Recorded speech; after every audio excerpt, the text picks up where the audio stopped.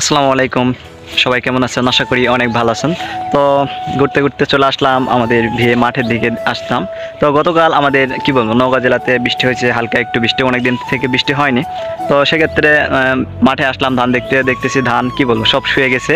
তো ওগুলো তো আরও এরকমটা হয়েছে, সব কিছু এগুলা দাঁড়িয়ে ছিল। তো যাই হোক, এই পাশেরটা একটু কাছে আছে, আর এটা হচ্ছে মানে জিরা যেটা বলা হয়। তো বিভিন্ন ধানের অনেক নাম।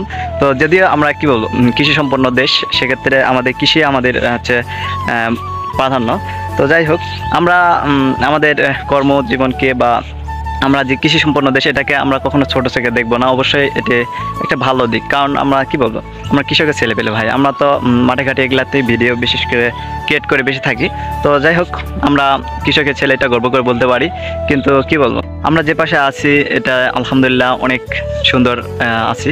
তো যাই হোক, আমরা আমার কৃষকের ছেলেপেলেরা যেগুলা বিশেষকালে মনুষ্যত্ববোধ যাদের আছে, তারা অন্তপক্ষ কি বলবো নিজের ফ্যামিলিকে যে কৃষি কাজ করে বা নিজের ফ্যামিলিকে কখনো ছোট চোখে দেখে না, অবশ্যই তারা গর্ব করে বলতে পারে যে আমরা কৃষকের ছেলে। তো যাই হোক, এটি হচ্ছে আমাদের কি বলবো গ্রামের চতুর্দিকে ভিউ।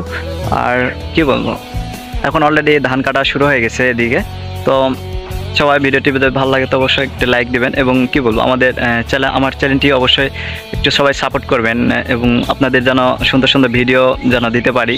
তো সবার কাছে দোয়া চাচ্ছি, সবাই ভালো থাকবেন। আসসালামু আলাইকুম।